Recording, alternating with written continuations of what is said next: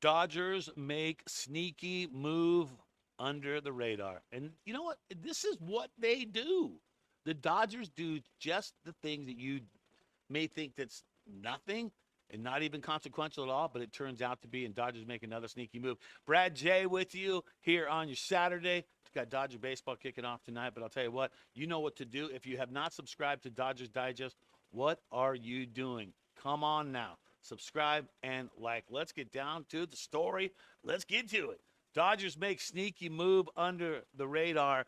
And once again, how many times have we seen the Dodgers do this? They'll bring in a guy that you're just like, that dude doesn't have anything special. He's not going to be able to add to the team. He's been struggling, right?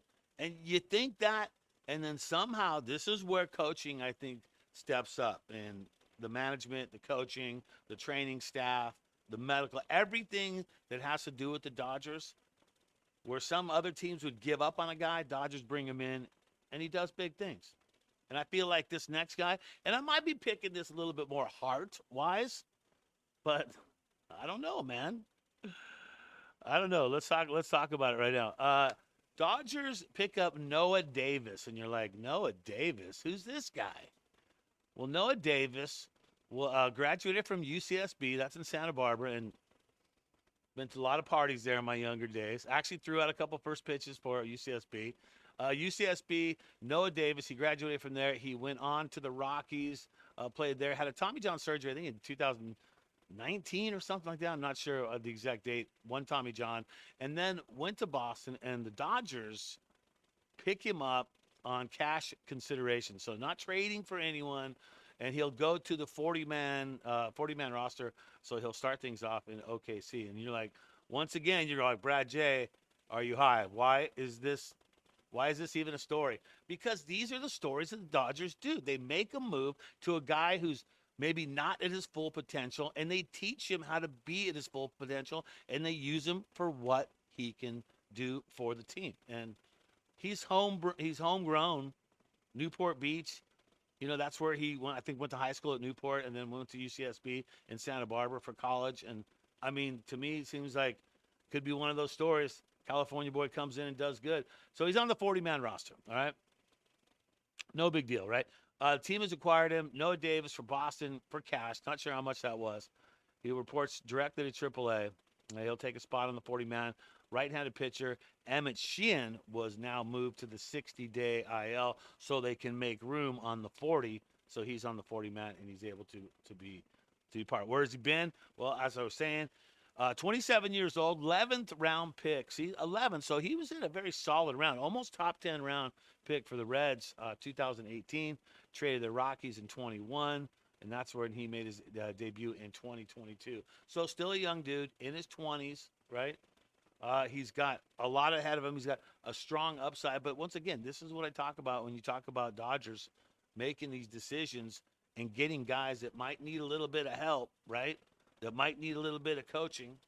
And speaking of which, you look at, you know, his remarks, you look at what they look at him, and they call him a potential organizational arm. And so I was like, what does that mean? I was like, okay, potential organizational arm is to grow and adapt and just to get in and be the best that you can be. And that's exactly what he is. And then what they also refer to him as MLB emergency depth arm. So emergency depth arm. So meaning like, you know, you're into those one thing, your starter doesn't go very far. Let's say your starter goes 4 and you need this emergency guy to get to your 6th, 7th, 8th, or your 7th, 8th, 9th innings. And who's going to come in for that? So that's where you have a guy like him who can come in and do that. What does he do? What are his pitches? Fastball 90 to 92 miles per hour.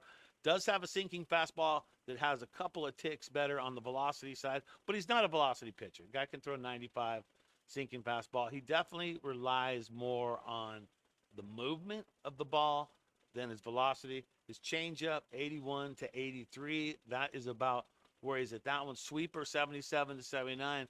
And that's what I like. I like that sweeper being at that number because imagine a sweeper at 77 and then a sinking fastball combo at 95. So I feel like that can do something for him as well. All right. So across 3 seasons, excuse me for that.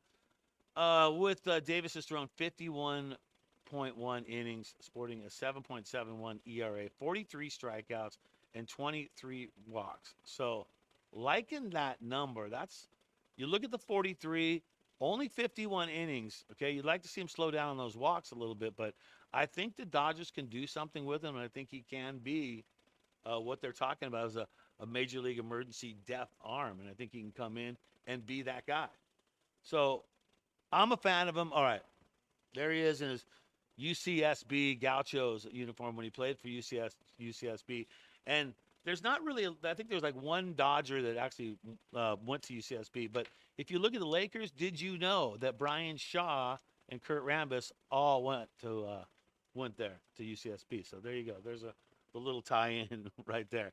And as I was saying, where's he from? Okay, born in Newport Beach, drafted by the Reds, and then went to college in Santa Barbara. Made his debut in 2022. So he's a guy that you need to pay attention to and just kind of look out for because I really feel that he's one that is going to do something. So mark my words.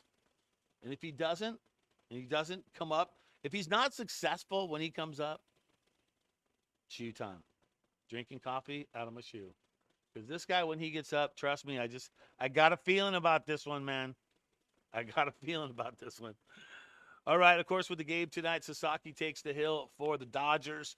And what a big game that was last night with Mookie going deep, not once but twice. And let's catch up with Mookie on Dodgers Digest quote of the day. And quote of the day goes to Mookie. There it is right there. What a fun guy he is, right?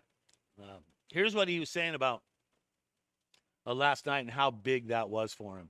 I mean, look, I was a naysayer.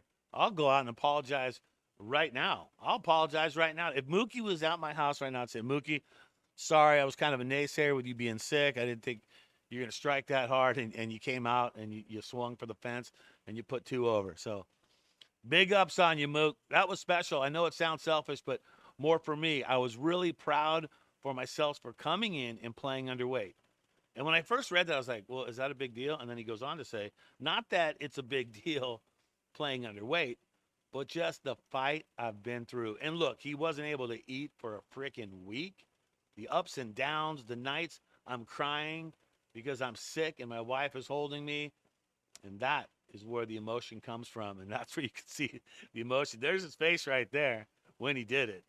And you know what? I think right now, we can all give major props to Mookie's wife because without her holding him, he's crying. She's bringing him back. She's getting him back in the mix. And then Mookie's back on the team, crushing 2 home runs. Big stuff there. All right. It's time for Brad J's prediction. Brad Stradamus saying tonight, Dodgers will get the win 5-1. Shohei will go deep. Sasaki will K10, just like Yamamoto. But the Dodgers will come out with the win 5-1. So there you go. And that's going to do it for Dodgers Digest. Go Dodgers. I'm Brad J. Always remember, go through your day. Think Dodger Blue.